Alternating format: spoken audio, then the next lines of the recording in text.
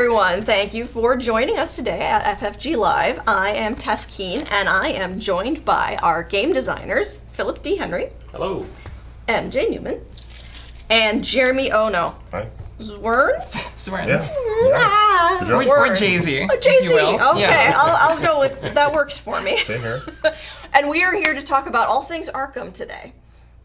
Which, I'm all for. Spooky. So, I'm going to go ahead and start by talking about the Aconite book that we have came out. It came out yesterday, because it's July.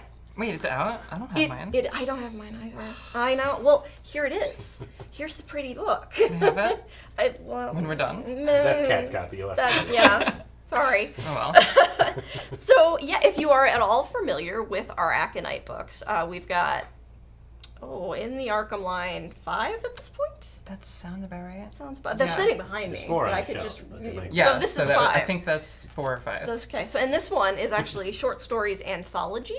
So that it's got 8 short stories in it, and I'm adoring this cover. It's wonderful. It's super cool. Yeah. And I will have a little more to say about this at the end of the stream. So you should stay tuned because you might be able to win things. Nice. All right. But first of all, let's go ahead and start off by talking to Philip over here about the new expansion, Secrets of the Order. Yeah, so this is our 3rd expansion for Arkham Horror 3rd Edition. All the 3s. And this one, this is our medium box, because we love to keep you guessing. All the expansions are different size boxes. This one includes 3 new scenarios, 4 new investigators, all kinds of new craziness. New crazy. Literally. One of my things with this box was try things and see if someone stops me, and no one did. That's always been my style. Yep. You're just let go, let to play, Sure. roam free. You know. So one of the things we decided we knew we wanted from the very launch of 3rd edition was we wanted to get French Hill in there. Right. It's an important neighborhood in Arkham, and we decided it needed to be in there. So here is the that tile gonna stay? for it. Yeah. Oh wow. Very nice. Balancing very precariously on a point. It's on point. So Perfect. one of the things one of the challenges with this is Arkham neighborhoods in 3rd edition all have 3 locations, and we only had 2 canonical locations in the 2nd edition board. We had the Witch House and the Silver Twilight Lodge. The Witch House, though, worked better as a mystery, which is a thing we added in Underdark Waves. Right. Ooh la la. Yes. The Witch House. Which meant we only had 1 thing for the French Hill tile, and we needed more locations, which is when the story team let me just run for a while. Well, you came up with some cool stuff. So and we Ren, you added did. 2 things. First off, we added Bayfriar Gardens. That came from Lovecraft's hand-drawn maps of Arkham, included French Hill, but not really any information. It said, this area is French Hill, and here's a landmark called Bayfriar Church.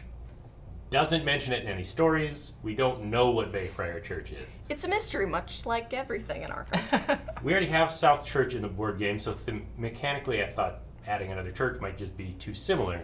But what Arkham needed, because it doesn't have it for some reason, despite I know Kara wanted to add it to Mansions, and there's been a lot of talk of it, a hedge maze. Hedge maze. You gotta have Yes. a hedge maze in Arkham. You need a gotta. spooky hedge maze. So in the fiction of Arkham, we decided, hey, Bayfriar Church burned down. In the ruins, they found a statue, no plaque on it. Nobody knows who this guy is in this statue, but they made a statue of him, so it must be important. Let's put him in the middle of the brand new Bayfriar Conservatory in the Botanical Gardens. I don't know if you can, I don't know how well you can see it. So we've but, got that up here. So what kind of encounters might you see there? I'm actually curious because I haven't played this Yeah, expansion. this is the lovely thing is that you haven't played each other's Right, yeah. current. Well, the other theme in this box is ghosts. There's ghosts everywhere. The spirits of the unquiet dead are all around Arkham because it has a long and tortured history.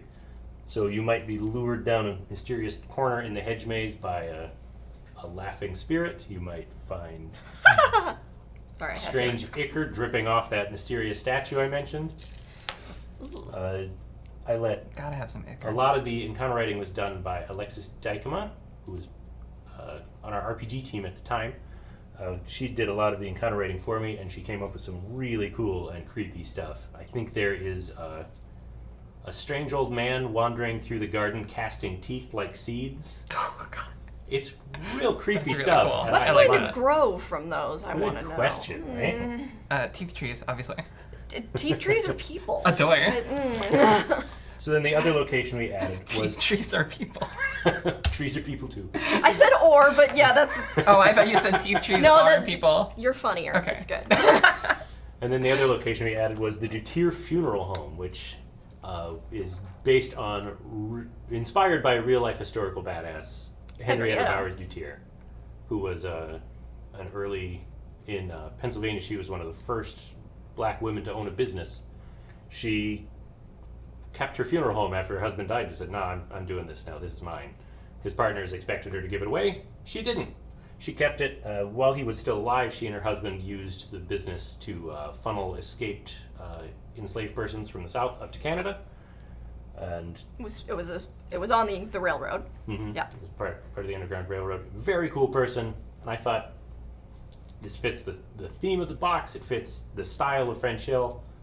Let's just throw a little homage in there. So the Dutier Funeral Home is run by Madeline Dutier in Arkham, the daughter of Margaret Dutier, who did a lot of this stuff Henrietta did in real life with helping people escaping bondage in the South and elsewhere in the Union. And also just is a pillar of the community and kind of one of the rare points of light in Arkham. Her funeral home, despite kind of a lot of people get creeped out by them, is a soothing, comfortable place for people in Arkham, and everything just feels kind of right there and on the grounds. But once you get beyond the fence or farther from the building, the regular spookiness of Arkham starts to creep in. So this was a great opportunity to get to explore more of what's in Arkham, because we hadn't really defined French Hill all that much. We saw it a little bit in Circle and Dun. Right. But It's a very old neighborhood. Yeah. It's like one of the oldest. Other than that, we just had a little bit of loose fiction from Second Edition and not much else, surprisingly. So it was fun to get to explore that and see what else we could do with this neighborhood. And Jacobus, as always, did a great job with the art. I really love how this turned out. Yeah. It reminds me that I'm terrified of hedge mazes, though. And we finally have a hedge maze in Arkham, so. And of course, don't forget the lodge. And the lodge, course, of course, where you can run into Carl and his Silver Twilight lackeys. In this box, sometimes they're your friends, sometimes they're not, sometimes you don't know. They are inscrutable, they do their thing, and you hope it's running at least parallel to your thing and it's not going to just crash into you. No one is exactly an enemy or an ally. They're just sort of working on their own agenda, and you want it to be in line with All yours. things are shrouded in mystery. Yes. So we've added those two new locations, which we is also fantastic. added a whole new kind of tile. Our first underworld tile in Arkham, the Underworld, or the Otherworld, where you get to finally leave Earth and go see the other spooky town. So you got the City of the Gugs, where obviously you find Gugs, giant, hideous, gribbly beasties. That guy. The Vault of Zin and the Vale of Nath are both riddled with ghouls and night gunts, and Say those words again. the The Vale Vault of Zin and the Vale of Nath. and the Vault of Zin. Okay. Yeah. Yeah. Because the Vale of Nath. and the Vault of Zin. Lovecraftian words make total sense. The rules for this expansion are online, so I'm not spoiling too much, but eagle-eyed people have probably noticed that the border lines on this tile have some extra iconography, because moving around in other worlds is dangerous. When you cross one of those borders, you either stop or lose some health or sanity or focus, or generally it's a little harder to move around. The encounters there are a little more dangerous, but perhaps more rewarding. And sometimes you don't have a choice. Somebody's got to stop those gugs. I mean, this one is apparently 16 feet tall, They're so Or more. big. I think it's more than that. more than that. Mm. And then the other thing, the prime example of me trying to see if someone would tell me I wasn't allowed to do something is this funky little tile here. When I started working on Dead of Night, the first Arkham expansion, I noticed we had all these triangular holes on the board between where the map tiles fit together, and I thought, well, something's got to go there, right? It's too cool to not. So we've got this hidden path tile Which they can't see if you're holding like that that. slots down into that triangular spot around the board, and can actually, in the scenario that uses this, it moves around. Because it's not puzzle cut, it's much easier to pick it up and move it around throughout the game. So this is one of the ways to get to the underworld, and it more spooky threshold encounters. Speaking of thresholds, And here's the card back for that encounter deck. Thresholds are encounters that happen in that liminal space between our reality and the other worlds. Thank you for using the word liminal. Oh, anytime I can use the phrase liminal space, I'm going to use the phrase liminal space. now can we get you to say jocularity just to add fun? Jocular liminal space. Oh, oh my. Is The realm between jokes. that where puns live? Another thing I wanted to play around with, and this is just me bragging about our art department because our art department is great, is I added these new shrouded monsters. These monsters have different art on each side than like other Arkham monsters. They have the shrouded icon here means you're not allowed to look at it until you're engaged with this monster. So it could be really bad, or maybe kind of helpful.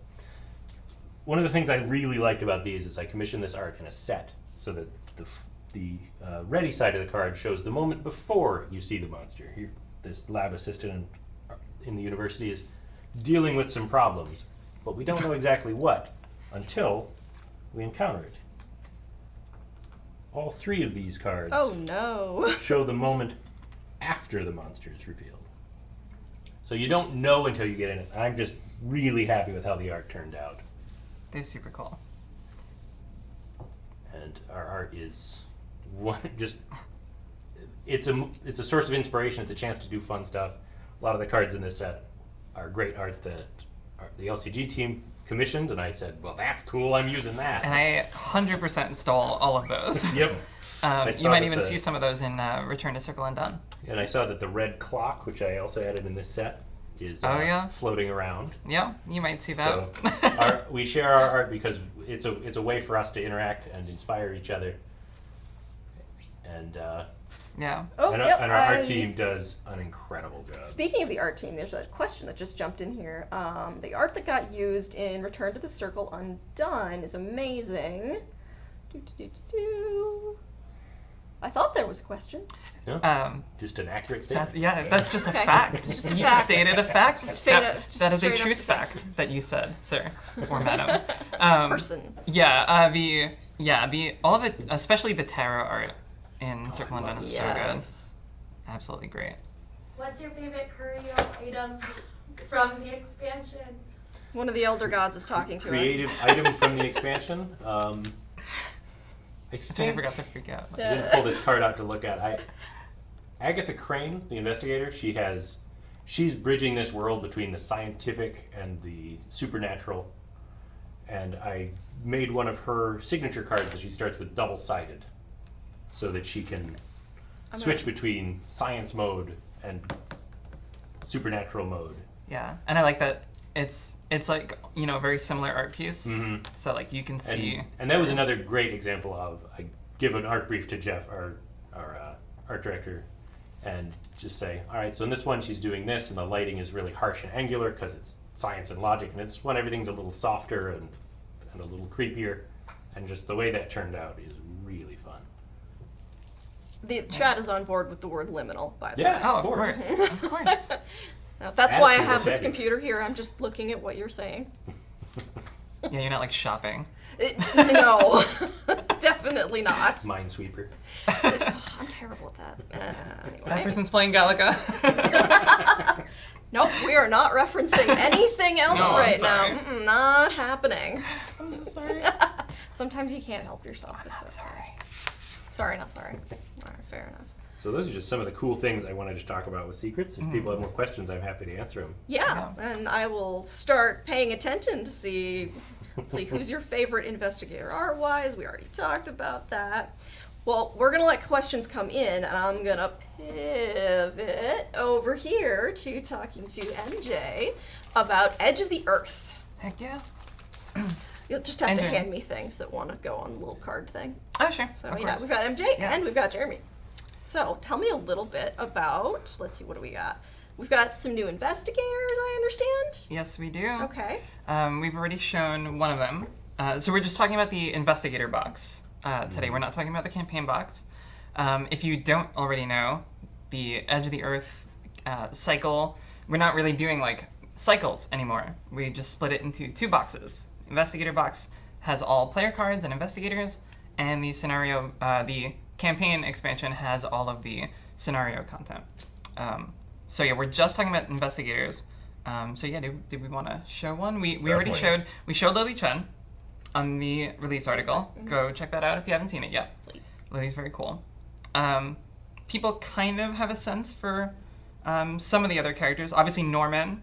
Everybody knows Norman because he's been released already in the novella. So do we want to maybe sell them an idea? I think we should.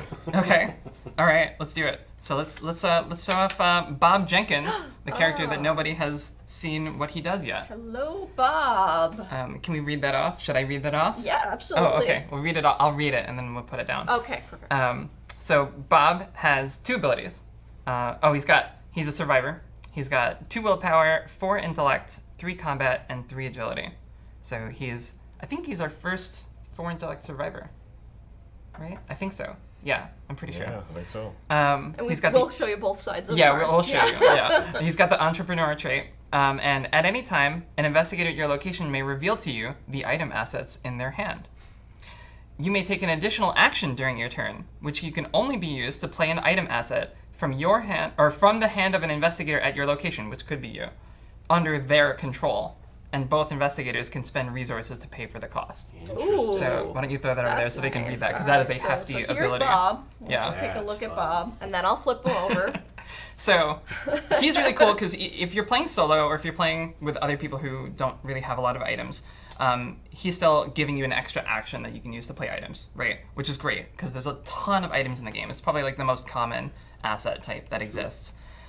Anything that will let you have extra actions, though, is just Yes. gold. Yeah, extra actions are just great all the time. But then in addition to that, if let's say the 4 of us are playing and you have an item that you want to play, you can show it to me. You can be like, hey, I want to play my gun. Can you help me? And I can be like, absolutely. And on my turn, I can play your gun for you under your control. And we can share the cost. If you're helping me get my lightning gun out faster and cheaper, I'm doing it. Right, I'm like, I have here this wonderful firearm for you. It shoots actual lightning. You're like, how did you get that? I'm like, You bottle it. it's just details. It's fine. It's fine. Don't worry about it. Don't worry about it. So I see you flipped it over. Okay, I did so, flip it over, Yeah, yeah. you can see that like Norman and like Lily, Bob starts off as one class and evolves into another class over time. So in this case, he's going to slowly turn into a rogue as he realizes that there's opportunity to be had in the mythos. He can find, crazy occult objects and sell them to other people. That's kind of his deal. A few people have noted this very large stack of Yeah, there's a few cards. in front of you handful of here. cards. There's a few. There's a few. Yeah. Yeah. 1 or 2. Do we want to show more Bob stuff? Yes. How about do the signature card? Okay. Do you want to do the weakness or the signature card first? I think signature card first. This one? Okay. Yeah. So let's do that. All right. Why don't you read it? Sure. Yeah. So this is called Shrewd Dealings. It's 2 costs. It's a talent. It's got 2 intellect icons and a wild icon.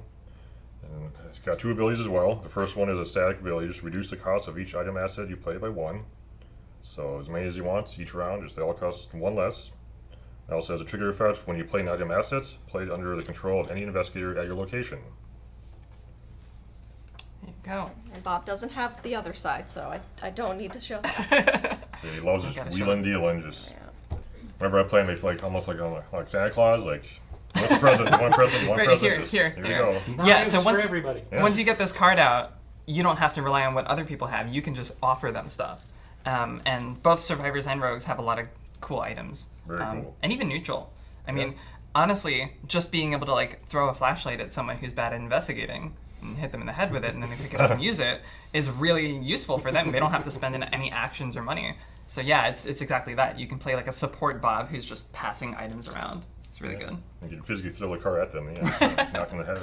Yeah. Bonus points. And just like Bob's main ability, this is still useful even if you're playing solo. Yeah. Because, again, reducing the cost of everything you play by one is really good. Very good. For sure. And then he has a weakness. He does. He's very greedy, one might say. Why don't one of you two read this? That'd be cool. Sure. Yep. Greed is a treachery weakness. As a revelation effect, take 1 horror. Then, if you have 10 or fewer resources, take 1 additional horror. If you have 5 or fewer resources, take 1 additional horror. And if you have 0 resources, take 1 additional horror. Oh. So, if you have no money, Right. as Bob, Yeah. if you've been handing out those items like candy to all your friends, and you have 0 resources, That's really bad. Don't have 0. You've been a little too generous. that's 4 horror. That's for horror. How Yeah. much horror my. can he take? He's a 6'8", so that's half his horror. That's pretty bad. That's pretty bad. Yeah, It's not don't great. do that. Yeah.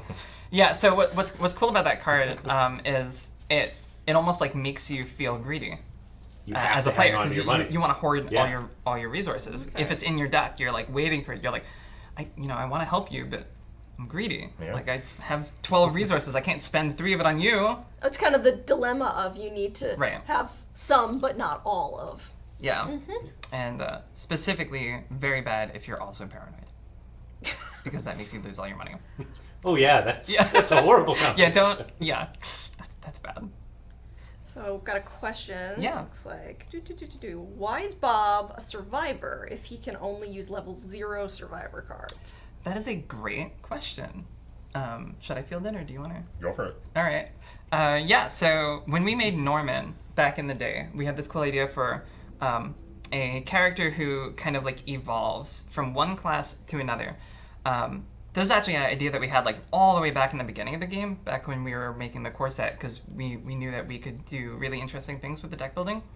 And so the way that we accomplished that was Norman is a seeker, but he can only take level 0 seeker cards. He can take level 1 to 5 mystic cards. So when you build your deck, you have a primarily seeker deck. It's like almost all seeker. But as you earn experience and you start spending it, you're spending it on mystic cards. So your deck slowly becomes less seeker and more mystical over time. And that mirrors the journey of Norman, like mentally, as he abandons science and heads into magic because he realizes that magic is real. So similarly, Bob and Lily have that same kind of like journey as they level up.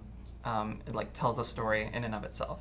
And for Bob, that story is one of being a normal person caught up in a crazy situation and then finding opportunity in it and using it to propel his own, selfish ends.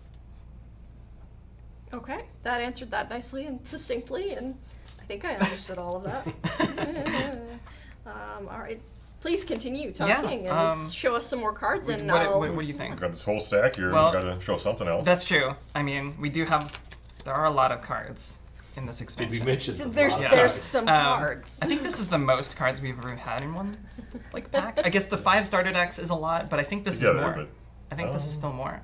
Those was, Those are, that was a little bit more than this, but this is still like 60 a each, lot. yeah. Why don't we show off some cards that work well with Bob? Great idea. Do you want to do a survivor one first or a rogue one first? Let's start with Survivor. Start with survivor. Okay. Nice, Let's do. simple level 0. How about this one? Looks good to me. Okay, cool. So let's show Schaffner's catalog, and as a callback, this is an art piece that I stole from you.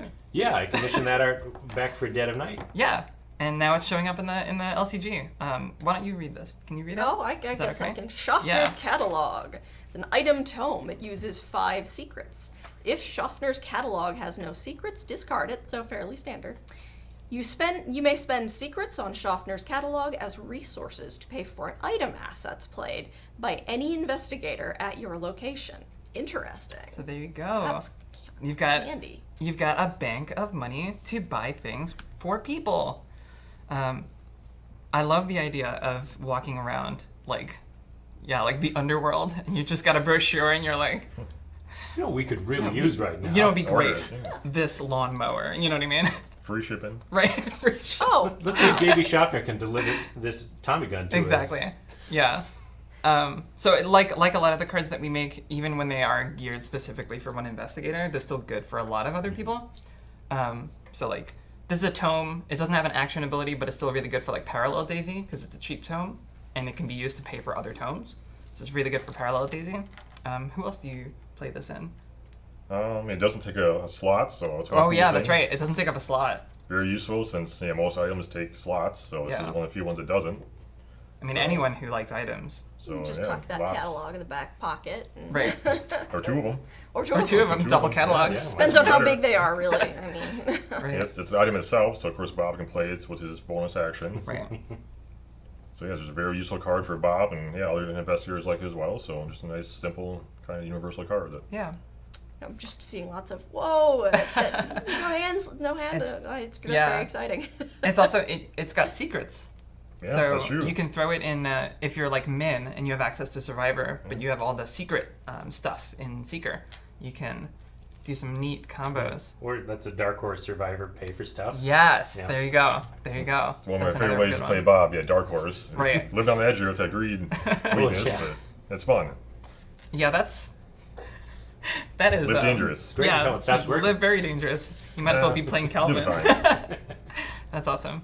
Why don't do we want to show off another rogue card?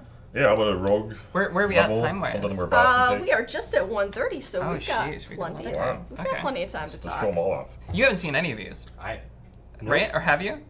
I did some story group math. Story group. on Yeah, it, you reviewed it as part of Story Group. but That's right. That's I right. have not. You've not Wasn't played really with them. looking at the mechanical effects in there at that time. Right. Well, before we jump into that, I got another Yeah. question. Yeah, hit us. Can Bob's? This is from Bill. Excuse me, Big Ilf. I think. Oh my. I need a new prescription. Clearly. Can Bob's ability be used on himself? Yes. Yeah. Yes, Bob is an investigator at his location. So Bob can use that on himself. He can also use the catalog on himself. So again, even if you're not playing like a support Bob, you can still kind of like take advantage of that and have like a bunch of items and just be like good at everything. Which is also kind of a Survivor thing. If you have like, you can take like the old key ring and a flashlight or derringers and like, you know, he's got 3 combats. So with a derringer, he's actually like not bad no at slouch. shooting. Yeah. And there might even be some other cards in here that like help him become like item Voltron, if you know what I mean. Trademark. Yeah. Yeah, I love just getting lots of stuff in play. It fits my play style. Just Lots of people things want you to play. lay those cards out because there's so many of them. Oh sure. Yeah. We Just- definitely don't want to As zoom long in as you like promise not to pause. yeah. Zoom and enhance, right? Yeah. You're just like Yeah, you can see the back of all of them. yeah. Here we go. I'll spread them out. Yeah. There you go. Spread them out for there, you. There, you go. yeah. Wow. See, you got So all good. of them. Anyway, might have kind of shown that one. Oops. Yeah, and Um, feel free to please send those questions in Yes. for either of Yeah. us. Obviously, we Yes, really, absolutely. it's all Arkham all the time today. So So the catalog was in Dead of Night. It's not in this one. Yeah, that was a Okay. piece I commissioned for Dead of Night way back when. So yeah. The art brief for that one was a lady sitting on a bench reading a catalog, and they ran with it. And we have this great scene where she's just surrounded by these ravens. We added ravens, which is cool because that's like a very Survivory. Are they ravens or crows? I can't tell from here. well, Yeah. we're gonna have to ask a birder. The shape of the Right. beak is a little unclear. Well, that's. In it. I mean, that's a very. You can see the Survivor symbol. Yeah. That is supposed to be a raven. So Mhm. that is very, like. But we, even when we're depicting mundane stuff in Arkham art, we like to hint that something Oh, yeah. untoward is happening just off camera, and these ravens do just add a degree of Tinge of unease weirdness. to- Yeah. I'm just trying to buy a new couch. Yeah. It's like the crow on the shoulder of the professor in higher education. Mhm. Everyone's like, Why's he got that bird? why is there a crow on his shoulder? And Nate's I like, have one on my ear right now. there's So. a crow on his shoulder. Do you want to talk about this one? That's one of your favorites. Yeah. Yeah. Let's do it. Okay. And then I'll let you pick after Sure. that. We just So- did just have someone ask any Arkham Knights plans. Any Arkham Knight? Stay tuned. That's what I'm saying to you right now. Ooh. It's the first time hearing of it. Would our social media be a good thing to keep an eye on? Yes, generally it is a good idea to get. Thank you for feeding me that. Yeah, please keep an eye on our social media. We've got Facebook, we've got Twitter, We've got Instagram. Yep, absolutely. The voice of God over there is telling me, remember Instagram, because I always forget Instagram. So yeah, pay attention to that. We'll get stuff up as quickly as we can. Yeah, so stay tuned on that one. Sweet. All right. Let's do a new card. Let's do a new card. All right. All I'm right. going to read this one. Yes. Because I like this one. This is one of my favorite cards in the set. So this is a level 0 cost level 1 card. It is called Untimely Transaction. It is a favor, and it says, it's event. Reveal an item asset in your hand. Another investigator at your location may play that asset as if it were in their hand. If they do, draw 1 card and gain resources equal to that asset's printed cost.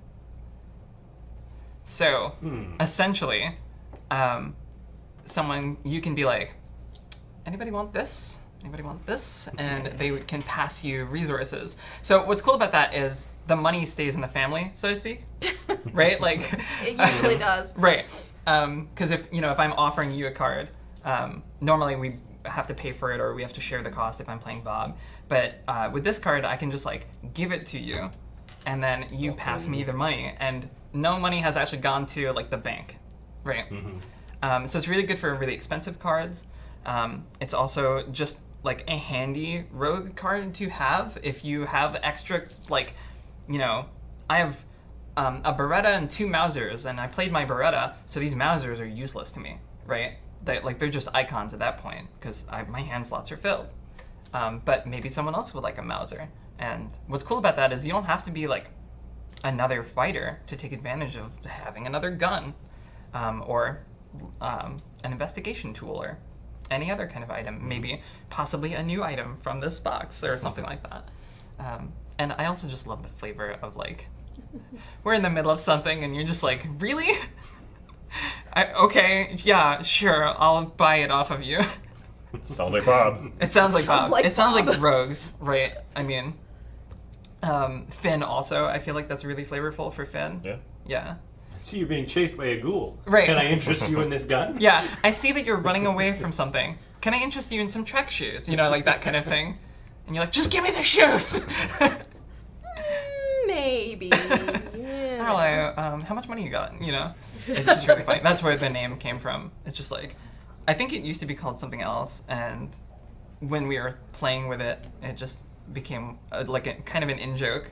Like, now is not a good time for this. Like, I'm literally being attacked by a ghoul right now, I mean, is there ever a good time in Arkham? There's usually something pursuing you, or I guess so, yeah. boring into your brain, something like that. Right. We have a few people ask, why Yeah. Bob for this expansion? Why Bob? That's a good question. The universe question. Yeah. Why Bob? I think mainly because we wanted to do that cool deck building of like the evolving character, and he fit that archetype really well. I would say that's probably where most of the investigators in this box came from. Lily, definitely. Yeah, it's more mechanical, tied to each other instead of kind of thematic thing like Yeah. down in Antarctica, a salesman. Right. Yeah, I don't There's think like any two of people I there. don't think any of the characters in this expansion, except for maybe Norman, fit like Antarctica Right. specifically. And that's pretty common. I would say most of our campaigns, we only have like maybe 1 or 2 Yeah, investigators. Forgotten that fit. Age had those really strong thematic links with the Explorer characters. Well, it had like Leo and Ursula, but then like the other 3, not so much. You know what I mean? So we have a lot of like mechanical considerations that go into it too. Yeah. Yeah. Let's see, another question. If they play the card, do they take an attack of opportunity? I imagine that would depend upon what else is. They're not spending an action. So no, Ah. you are spending an action. So like if there's an enemy engaged with you, but not me, I can play the card. I don't get an attack of opportunity because there's no enemy in front of me. And you're just playing the card. You're not taking an action. So you would not get an attack of opportunity. Yeah. So yeah, you can kind of do something where it's like, here's a gun. you owe me, Any chance we can show off one more investigator? One more investigator? Investigator. I didn't think about that. Oh. Me neither. I suppose we could. Caught what do you you off think? guard, What do you sorry. think? That's up to you. Oh, Because we can also just show So you're giving more me cards. power to say Let's yes. show a few more Bob cards. Couple more Bob Couple cards. more Bob cards? cards. Okay. All right. Couple more Bob cards. cards, What yes. do you think? Well, Phil mentioned the show. red clock. Oh, yeah, we very could good. actually show the red clock. And that Yeah. artwork is It is pretty cool. great. But the question is, which one? The red one. No, Uh, which the Aha. right? Yeah, I see. I can see. I say what- we show this one. That one. Yeah. Okay. So why don't you read this one because you like this one, right? yeah, I think I designed this one. There you go. The red clock. You did. Broken but reliable. It's item relic assets. 2 cost, level 2, 1 wild icon.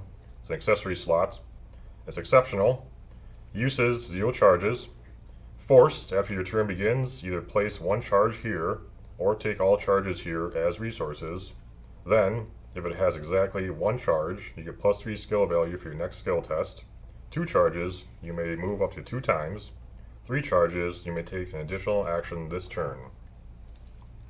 So that's a lot of text. Very Yes. But nice. essentially, what it means is I love that art so much. every turn you're getting a different effect from it, Yep.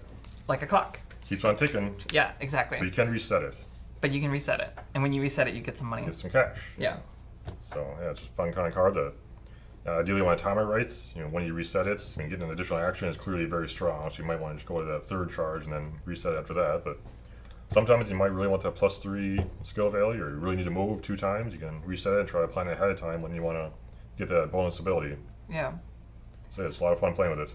Yeah, what I love about this card is it creates a sort of cadence, like a rhythm to your play, where you're like, all right, I know next turn is going to be my double move turn, Yep. and the turn after that is going to be my bonus action turn. How can I like leverage that? And do I maybe want the double move 2 turns from now? And if so, maybe I'll reset it now. And like, there's a lot of thought that can go into just the simple act of whether you take or add charges to it on every turn.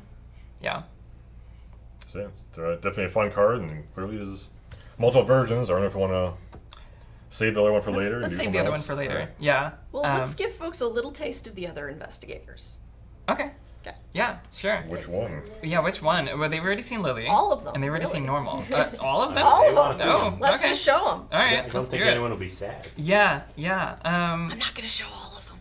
Oh, okay. Well, let's let chat decide between Monterey and Daniela. There you go. Oh, okay. Yeah, Monterey or Daniela? Which one do you want to see? You get one. You get one.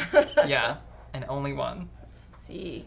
And unfortunately, We'll I have give to them, work like, 30 quick. seconds There's a to- little bit of a lag Yeah, there's a little here, bit of a so delay, gotta so let's give you vamp for a minute. moment What? to- Who do you use the red clock in?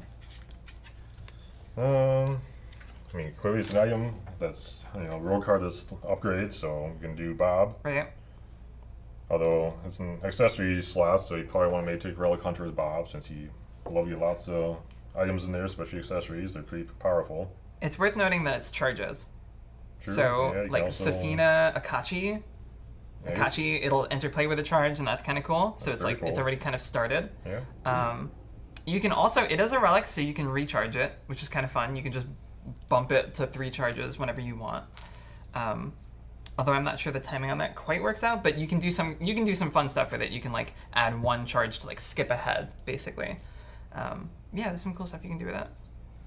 Well, unfortunately, they're just screaming both of them. So Oh, good. Let's do Monterey. let's do Monterey. Let's do Monterey. All right. All right. The eldritch voice from beyond the liminal space has called forth the name of Monterey Jack. Who wants to read good old Monterey? A bunch of people were just asking for MJ, so. That's Well, that's that's true. yeah. yes. I mean, okay. Please. Although, if we're talking self-inserts in our games, That's we true. have a few things we can point to there too. That's true. So Monterey Jack is the archaeologist. He's a will of 1, an intellect of 4, a combat of 2, and an evasion of 5. He's got the Wayfarer trait, 8 health, 6 sanity. As a reaction at the end of your turn, if you started this round 1 location away from your current location, either gain 1 resource or draw 1 card. If you started this round 2 or more locations away, do both instead. So he likes running around. Yes. And his Elder Sign effect is a +1. If you started this round 1 or more locations away from your current location, gain 1 resource or draw 1 card. So the more he moves, the more he wins. Okay. Yeah, so with Monterey, we really wanted to make a character who benefited from moving like every turn, similar to Ursula, but like in a different way.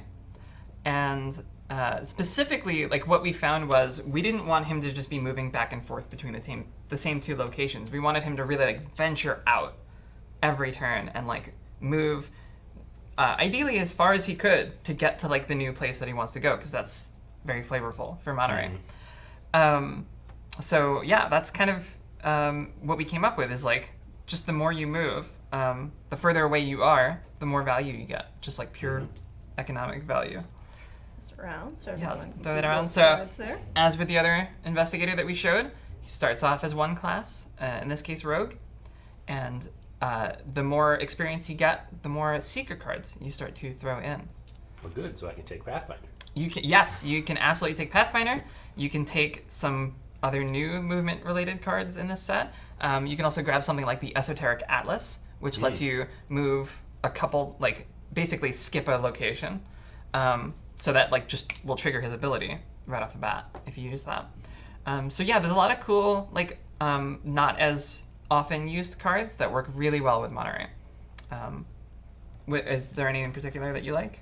I was talking scenarios. Like scenarios, Oh, he sure. prefers like really big maps. Yeah. And Edge of the Earth campaign might have some scenarios that have big maps. Wonder why? A So few big maps, yeah. it's a personal favorite of mine. So he's definitely fun and very good in the Edge of the or at the Edge of the Earth campaign. So that'd be very fun to see some play in the new upcoming box. Yeah. I feel like you played Monterey more than everybody else. A bit. Yeah. I also love Norman. I just love getting those extra cards. Yeah. I see the top card and I play that as well. I don't get that free goodie. That's true. Should we show his? Let's do a little taste of, little let's taste? say a little bit more Monterey, and then we'll give him a little taste of, let's say, Lily and Norman. Okay. Just a little. You okay. get one side of the card. One side. Well, they've already seen Lily in her entirety. Yeah. I think. Okay. Well. Well, no, that's not true. They haven't seen all of her disciplines. We should So we should show one that. more of those. So, but one more Monterey card. One more Monterey. Do we want to show a signature card, or do you want to show like a card that happens to go well with him? Let's do a signature, because Okay. everybody always likes that. So yeah, I know probably a lot of people are saying like, "Wow, 5 agility. I thought Monterey Jack is a fighter." Well, this card's for you. Why don't we? Do you want to read that? I can read this. Oh, the trusty bullwhip. Excellent. Okay. So this is fast Monterey Jack deck only. This attack uses agility instead of attack. Not bad. If this attack succeeds, you may exhaust trusty bullwhip to either automatically evade that attacked enemy or deal +1 damage for this attack. Dang! Enthusiasm. Yeah. That's a bit useful. Yeah, so once you have the bullwhip, you can basically just fight with your agility. And if you succeed, once per turn, you can use it to either get the auto evade or get the bonus damage. So it's just like a really useful, cheap, trusty weapon. Oh, what? Yeah, you might even say. Yeah, any thoughts? Every time you use it, you gotta make a sound effect. Right, yeah, that's true. That's true. When a problem comes along. Oh, Yeah. no. I know. A few people have asked, and I will reiterate, Yeah. all of the expansions, including the Edge of the Earth here, are compatible with the revised core sets. Oh yeah, for sure. Yeah. So the revised core set, if you haven't seen the article or read about it, it is essentially Go the ahead core over set. to our Facebook page and read the article. Yeah. Or not the Facebook page, our web page, and Yeah. read those articles. Yeah. So it's not like a second edition or anything. It is literally a new printing of the original core set with some quality of life changes. Mainly, it has more copies of every card, so you can play with 4 people right out of the box. It's got a full play set, so you don't need to buy more than 1 copy of the core set. It's got some new artwork for some of the characters, but the cards, the contents of the box are basically the same as the original core set. It's got some new tokens. Yeah. What else? It also has like a smattering of some reprinted cards from the first couple cycles, just so that you have more options when you're leveling up. But if you're a veteran player, you already own them in all likelihood. So yes, fully compatible. While we're on the topic, how often do older cards come into consideration when designing new cards and investigators? Oh geez, I mean, all the time. Quite a bit, yeah. Yeah, I mean that's like that is the struggle with card games, is you're always constantly having to keep aware of not just the new content that you're creating, but all of the content that you've created in the past, which, you know, after 5 years gets to be a lot of cards. Yeah.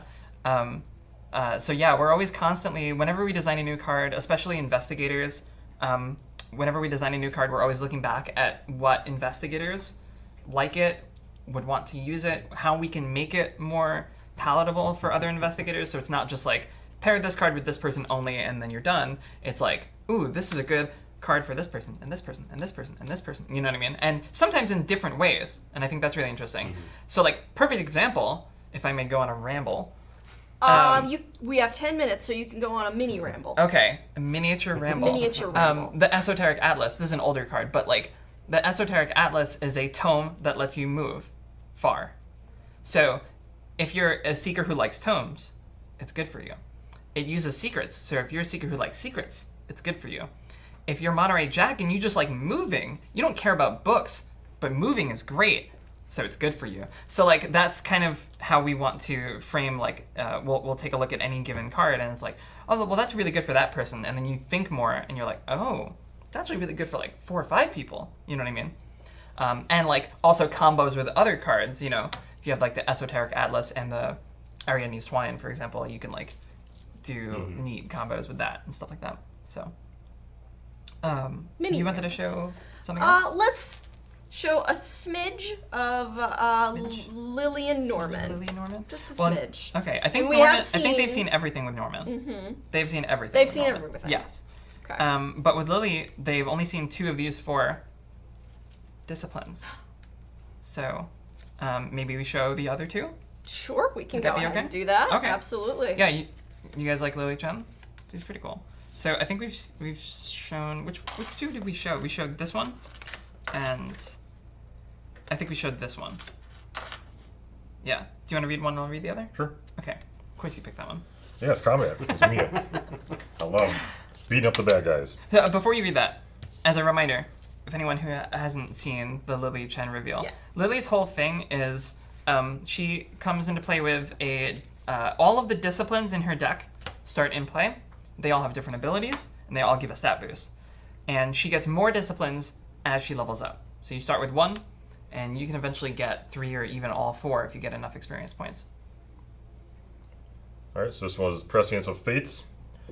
It gives you +1 combat at all times. Action, you get +5 skill value for the next skill test you perform this turn. After that skill test ends, flip this asset over. This action does not provoke attacks of opportunity. So you can just see if I do one big test and punch in or anything. I mean, it depends. Right. You really need one Really clue. good investigation +5, punch. there you go. And once you flip it over, it's a permanent. After the round ends, if you have performed no skill tests this round, flip this asset over to its unbroken side. So ideally, you want to flip it back over to get your nice stats again, and then if you can use action, get another big investigate test or whatever combat test, +5 Get rid of a skill frozen boost. fear. That could be very useful, yes. That's Yeah. such an annoying card. And then, yeah, as long as you perform no skill tests, so you can't do it the round you use her ability, but Right. the following round, hopefully don't perform any skill tests and flip it right back over and you get your discipline right back on the good side. Yeah, so it was interesting designing these because the different stats were valued by different players, I would say. Yeah. And obviously combat is a really highly valued stat for Lily. So we wanted to make sure that we weren't pairing that with like also like this ability on the like take 3 different fight actions. Like if that was the combat one, then that would have been, you know. Too much synergy there. Yeah, too much synergy. Like this is That'll the work automatic for me. choice. Yeah, exactly. But you can still get them both if you level up enough. Yep. So, do you want to show the next one? Absolutely. I'm going to flip Alright. over just to show the Yeah, backside while I as read this well. one. But there So you go, go for it. the final discipline is quiescence of thought. So we've seen the agility one, the willpower one, the combat one. This is the intellect one. You get +1 intellect. Go figure. Action. If you have fewer than 5 cards in your hand, draw cards until there are 5 in your hand. Flip this asset over. And on the Pretty other side, straightforward. yeah, pretty straightforward. Yeah, you like cards? I heard you like cards. Reaction after the round ends. If your hand did not have 2 or more cards in it at any point this round, you flip it back over to its unbroken side. So you have to like, this lets you draw a bunch of cards, but then you have to use them and get rid of them and have like a small hand to flip it back over again in order to use the. So it creates like a sort of loop, which is cool, but you have to work for it. It's not something that comes like immediately. What I like, I love the flavor in that one because quiescence of thought kind of means like you have a still mind, like your mind is clear of thoughts. So emptying your hand, sort of like you've gathered up your thoughts and now you're emptying them. I thought that was kind of cool. Yeah. Very literal. Yeah. So I'm really curious now that, because we've got both of you here, Yeah. what things have you learned about each other's games that you are really excited about now? Or want to know more about, maybe? Well, I love the shrouded enemies. I think they're really cool. I wish that was something that we could do more in the card game. Like enemies that like you see them there, you know that they're there, but you don't quite know what they are yet. Yeah, we need that 3-sided card technology. Yes, tell me about it. Oh my goodness, I've been begging for triple-sided cards. Jeremy, can you get on that? Can Yeah. You, yeah. Jeremy, can you No get some problem. R&D work? Easy. R&D committee. Yeah. No, for real though. Like I think that's really cool, and I would love to explore that in the card game as well. Yeah. For sure.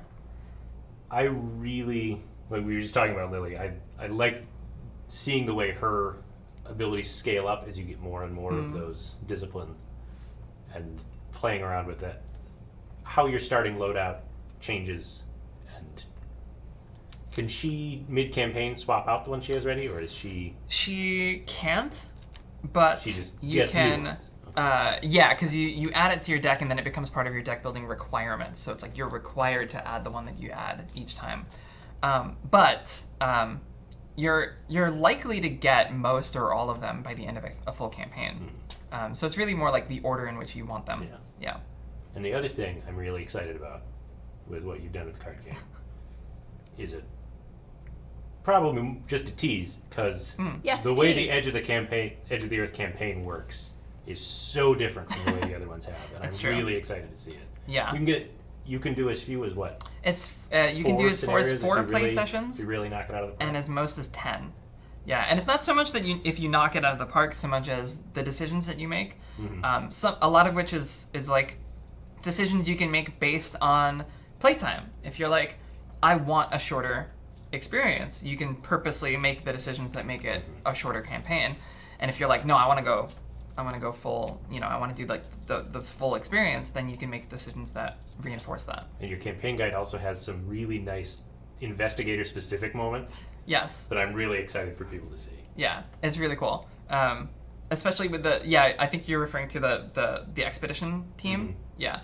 So you have these characters who stick with you from the beginning of the campaign, and you get to kind of really dive into who they are and what their personalities are like and what kind of skill sets they can offer you, and then it really hurts when they're not there anymore. What do you mean? Yeah, I don't know. What could possibly happen to them in Antarctica filled with horrible monsters? It's fine. Yeah, it'll be Don't fine. worry It'll be about fine. it. Yeah. It's... I guess you'll have to see in Yes. And a few people have also asked about the box insert, and the answer is yes, it is important, I believe. So for the campaign expansion. For the campaign expansion. It's a story. This one is like a normal tuck box. Just bigger. But for the campaign expansion, it's big enough. It's got a plastic tray and it can hold your entire campaign's worth of cards and all of your decks and all of that stuff. Because storage is always a thing. Really useful. And I haven't seen it yet, but it's got a spiral bound campaign guide. Oh, that's cool. Yes. So you can lay it flat. Yeah. And it looks good. I love it.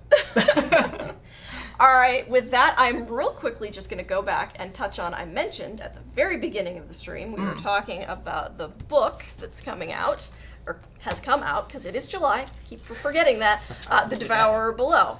So what I'm going to tell you is there are several books in that campaign. I'm going to move here and show these guys off. So there are 5 books in this 4 lovely series. Well, I'm holding 4. 5, it's including The Devourer. And we are planning on doing another little giveaway. So if you hang around on our Facebook page and our Twitter pages and all of our social media, Instagram, all of that. Stay tuned. We will have that information up about that. And I think a lucky winner will get to go home with these very books that are in my hands.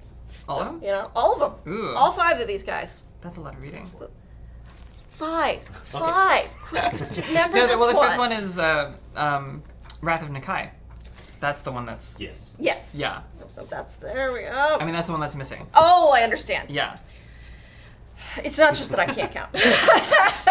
And what's, if I may, the really cool thing about this book is it tells a bunch of stories that take place in or around or before the Night of the Zealot, which is the Arkham Horror core set story. So you've got, like, there's Lita Chandler, and there's good old Wolfman Drew. So you'll see a lot of familiar faces in this book. Leo DeLuca's in this book. I almost said box.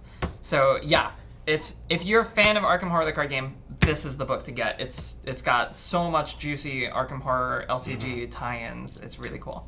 Really fun stories, really fun cameos. Yeah, lots of cool cameos, and it was just so cool to see like Lita Chandler star in her. And now own we know where story. she I love is. it. She's right there. Right. I found her. Yeah, I found her. Oh. Yeah, she's not hiding anymore. Well, so some last thoughts. Are there any other little tidbits any of you want to say that we haven't mentioned, or what are you looking forward to the most in these games, and specifically in having all of the fans get to see these things now? Because you've gotten to work with them for a while, and that's great, but now everybody gets to really see them, and what are you excited for the fans to see? I stumped them. Yeah, I don't know. Well, it's so a question of what are there are there's things so we're not much. allowed to say. Yeah, I mean that's the So- thing. We just went through the month of June where we showed so much stuff. True. But what's cool is that's still not everything. So what you're Yeah. most excited about, you can't talk about. Yeah, kind of. I guess players know like we work pretty far ahead. So we're working on some stuff that's gonna be really cool. Very cool. that I can't yes. talk about. Yes. But I mean, Edge of the Earth is only the beginning. This new campaign style gives us so much creative freedom to do like cool stories that we could never do before. So I'm really excited in what that means for the future. So everybody just needs to keep watching our social media and needs to keep watching our Yeah. website and just see what wonderful little juicy tidbits come up. Absolutely. All right, again, I'm going to say this one more time. We were talking about the new Arkham Secrets of the Order expansion, the Arkham the card game Edge of the Earth expansion, and the Aconite book here, The Devourer Below, as well as all of the others in the series. We didn't get to show her. Oh, no, what did you not get to show? We didn't get to show that card. Oh. Oh, That's so okay. good. Well, here, let's just. Oh my God, really? Okay. Just leave it there and then Just cut the leave camera. that there for one Yeah, second. We're not going to read it. We're not going to talk about it. It's just Have fun. there. We'll leave that up, and that seems like a very good way to end. So again, I want to say thank you to Jeremy, MJ, and Phil. I've been Tess. So thank you everybody for watching. Play more games.